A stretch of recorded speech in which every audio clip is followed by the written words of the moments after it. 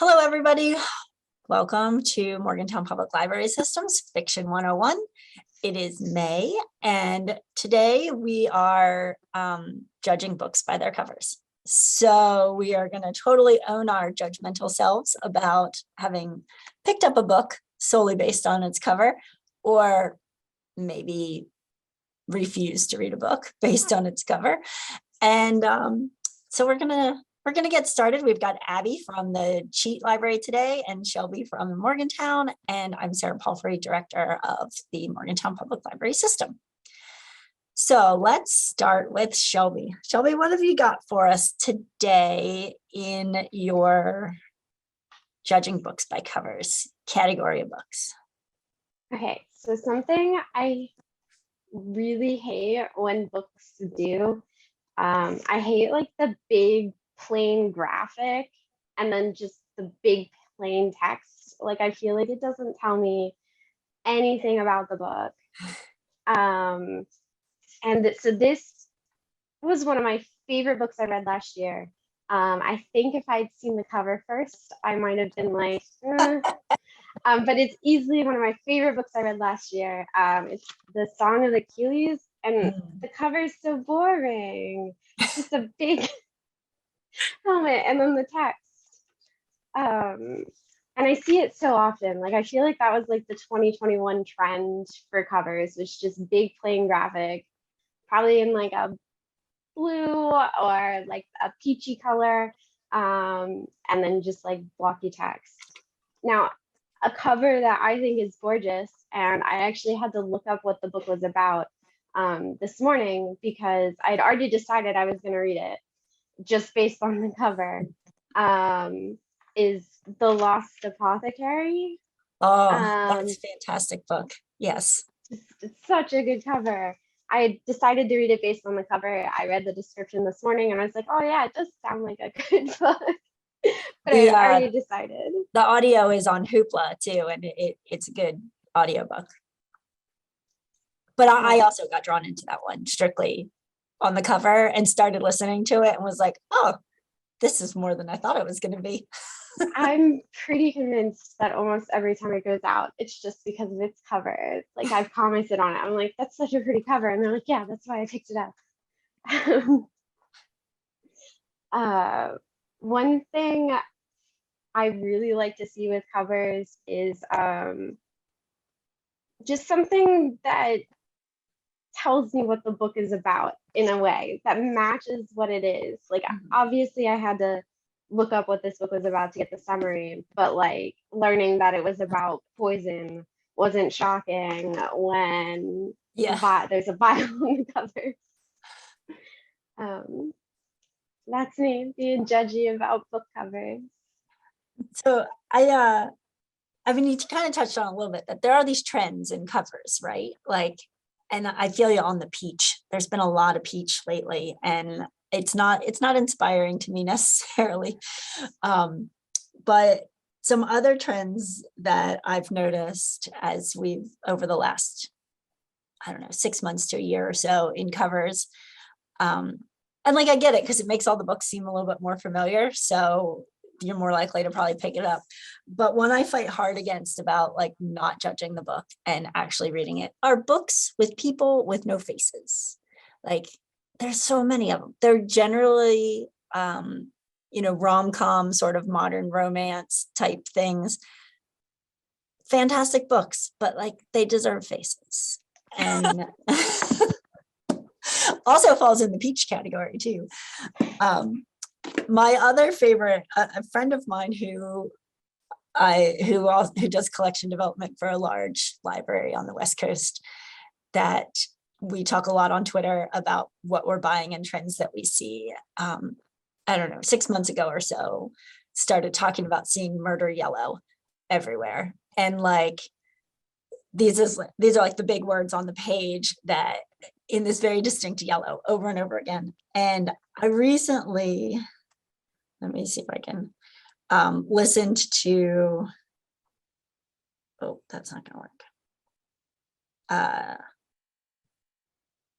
Sorry, I tried to do too many things at once while trying to talk and it backfired on me.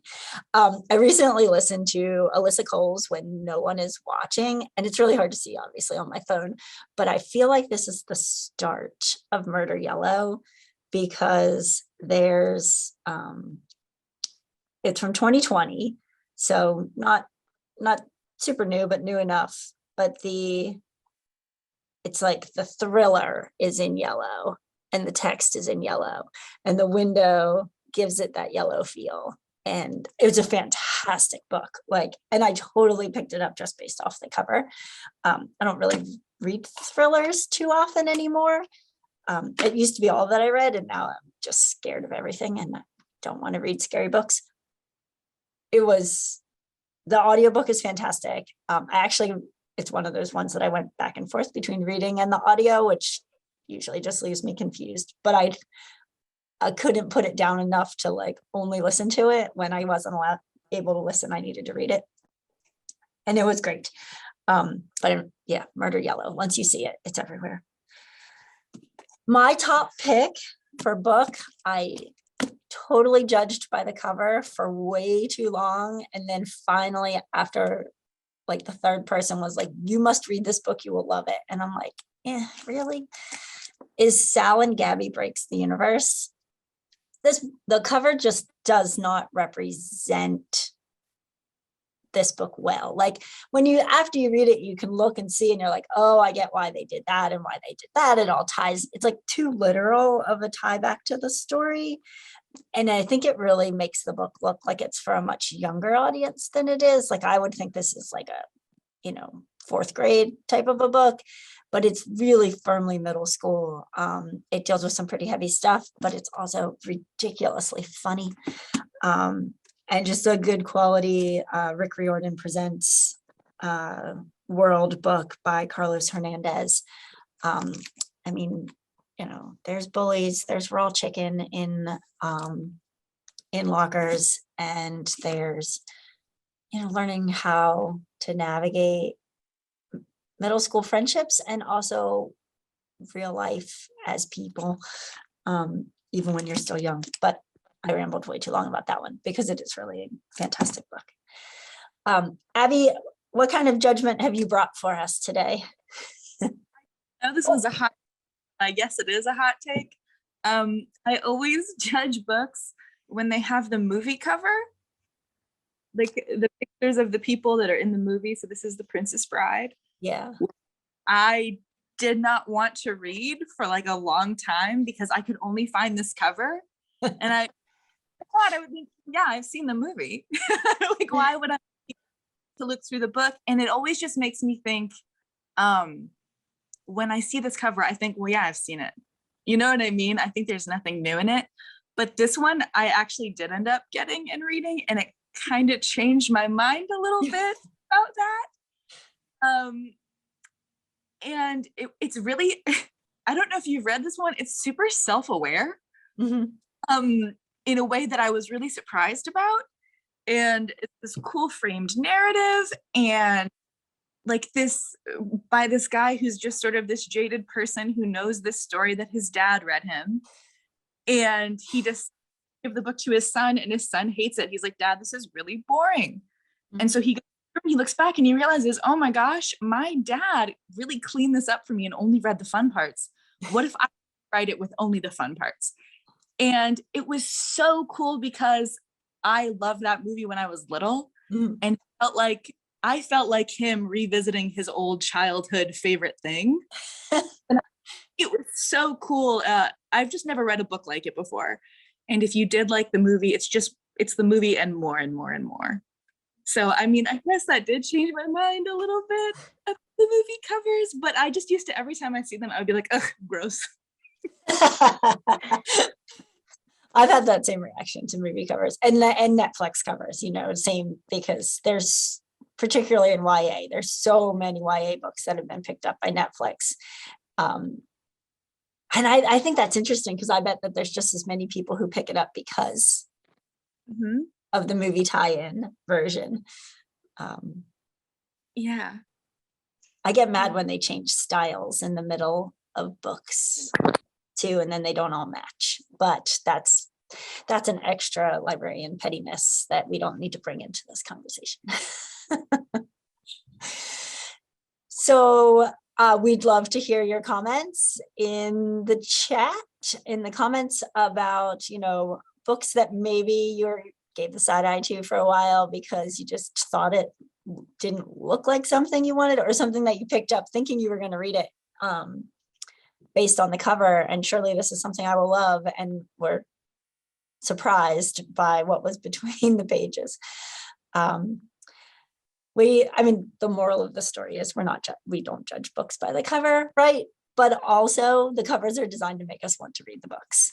And when we order books, you know, when we're looking through catalogs and things, we see the pictures before we read the words. And so we have to stay very aware that we can't judge the books by the covers when we're purchasing them for the library, but they also do intrigue you and draw you in. Yeah, so we'd love to hear it. Throw them in the chat. What were some of your favorite covers or covers that you just think ruined everything? We'll end on an ominous note this month. Thanks for joining us for Fiction 101 from the Morgantown Public Library, and we will happy reading to everyone.